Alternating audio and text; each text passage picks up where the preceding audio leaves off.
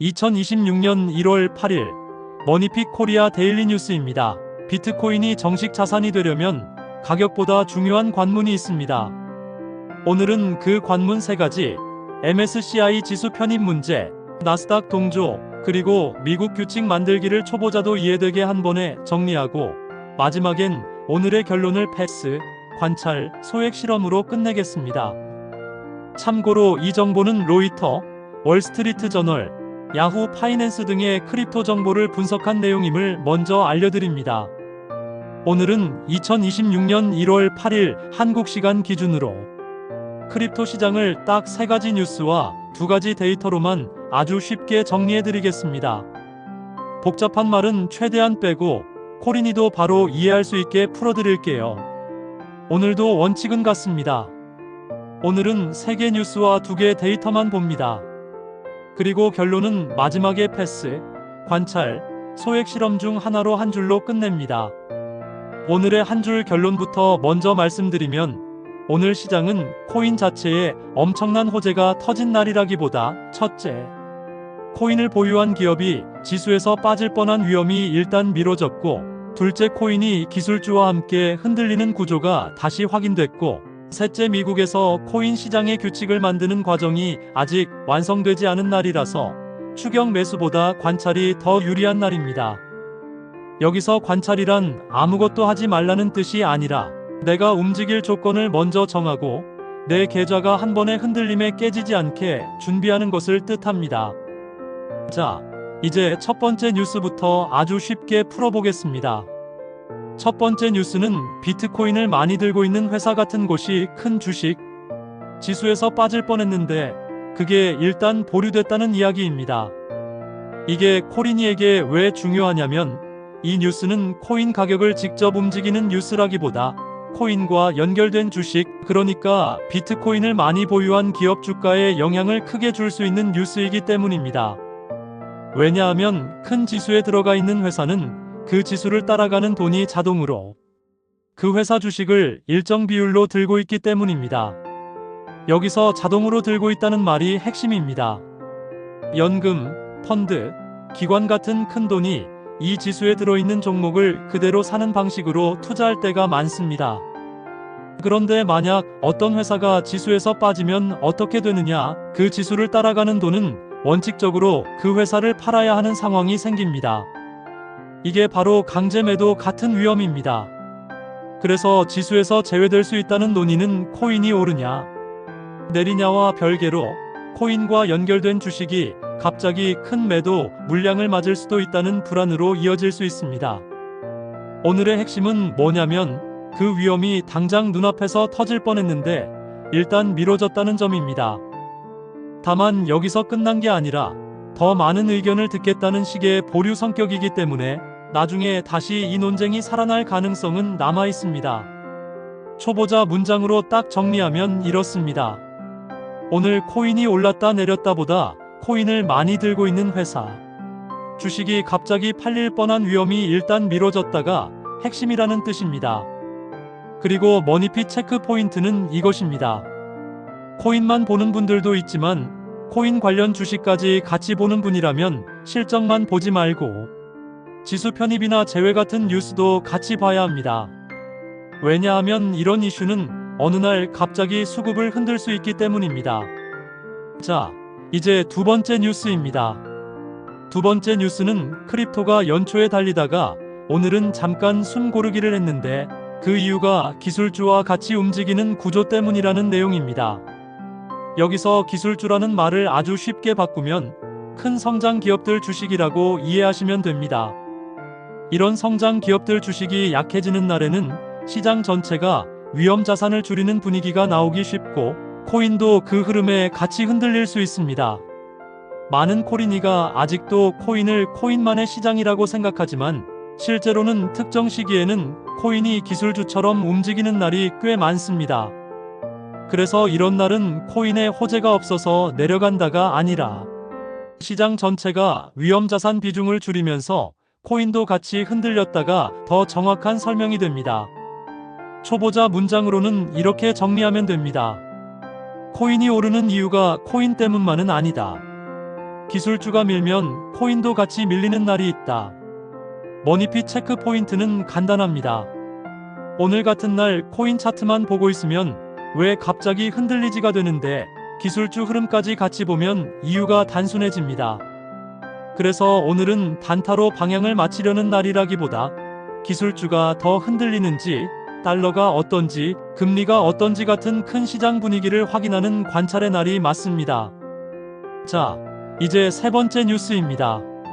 세 번째 뉴스는 미국에서 코인 시장의 규칙을 만드는 과정이 아직 완성되지 않았고 막판 쟁점이 남아있다는 이야기입니다. 이건 초보자에게 어려울 수 있으니 아주 쉽게 번역해드리겠습니다. 시장이 커지려면 규칙이 있어야 합니다.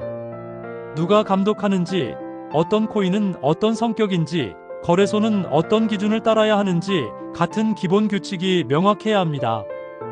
규칙이 명확해지면 큰돈이 들어오기가 쉬워질 수 있습니다.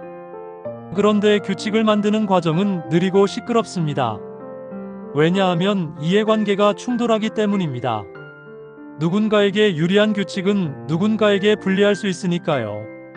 그래서 지금 단계는 규칙을 만들려고 논의는 진행 중인데 아직 합의가 완전히 끝나진 않았다 정도로 이해하면 됩니다. 코린이 문장으로 딱 바꾸면 이렇습니다. 2026년은 코인 시장이 그냥 동네 장터처럼 움직이는 것이 아니라 정식 시장으로 가기 위한 규칙을 만드는 해가 될 수 있는데 아직도 합의할 부분이 남아있다. 머니핏 체크 포인트는 이것입니다. 이런 뉴스는 오늘 가격을 바로 올리는 재료라기보다 시장의 크기와 신뢰도를 결정하는 뼈대에 가깝습니다.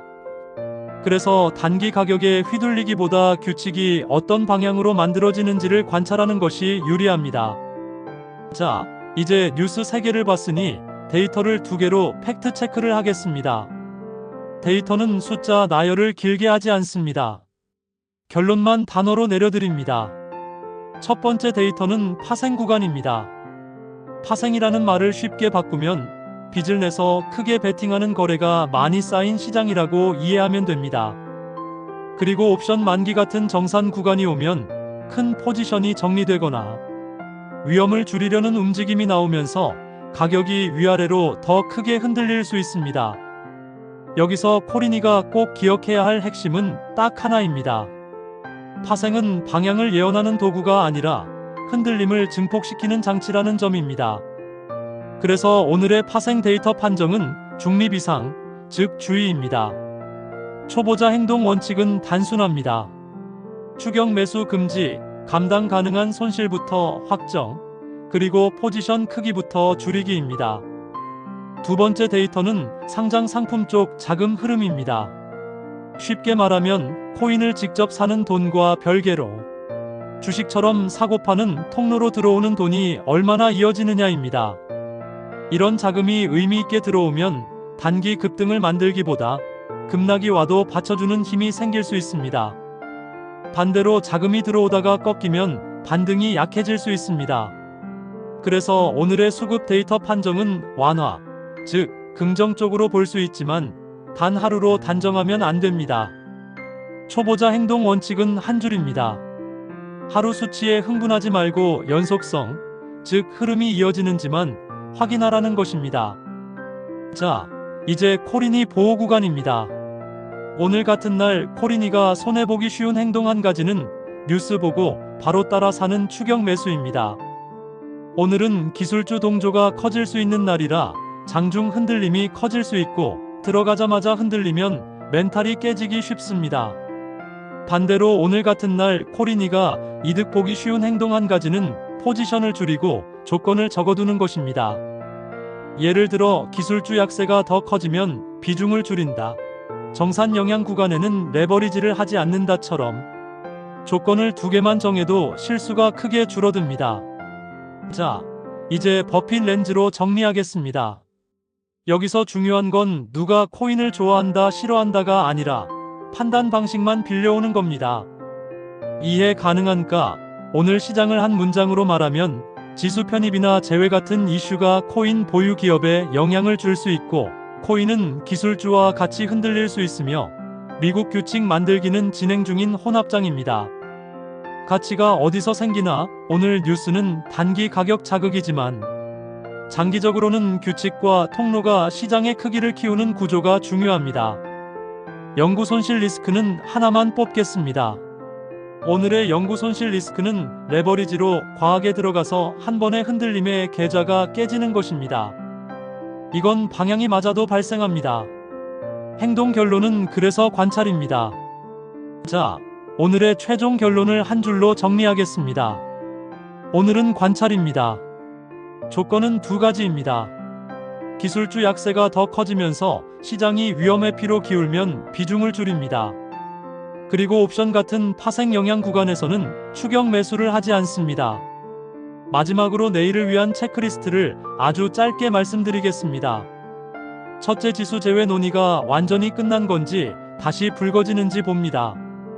둘째, 코인 보유 기업 주식에 강제 매도 위험이 다시 커지는지 헤드라인을 봅니다. 셋째, 기술주 흐름이 코인 변동성을 더 키우는지 확인합니다. 넷째, 정산 구간 전후로 흔들림이 커지는지 봅니다. 다섯째, 상장 통로로 들어오는 자금이 하루 반짝인지 연속 유입인지 확인합니다. 여섯째, 미국 시장 규칙 논의에서 막판 쟁점이 풀리는지 봅니다. 오늘 맺은 말입니다. 오늘은 코인 호재만으로 설명되는 장이 아니라 지수 편입 문제, 기술주 동조, 미국 규칙 만들기라는 세 가지 관문이 동시에 드러난 날입니다. 그래서 머니픽 결론은 관찰입니다. 확신을 키우는 날이 아니라 내 조건을 정리하는 날입니다. 여러분은 오늘 패스, 관찰, 소액 실험 중 어디입니까? 댓글에 한 단어로 남겨주시고 내일 다룰 이슈 하나만 같이 남겨주세요. 이 내용이 도움이 되셨다면 좋아요와 구독 눌러주세요. 좋아요와 구독은 다음 콘텐츠를 만드는데 많은 도움이 됩니다. 가격이 아니라 기본기로 투자하시길 바랍니다. 머니픽 코리아 굿뉴스 GNTV였습니다. 세상의 모든 투자자, 여러분의 성투를 응원합니다. 감사합니다.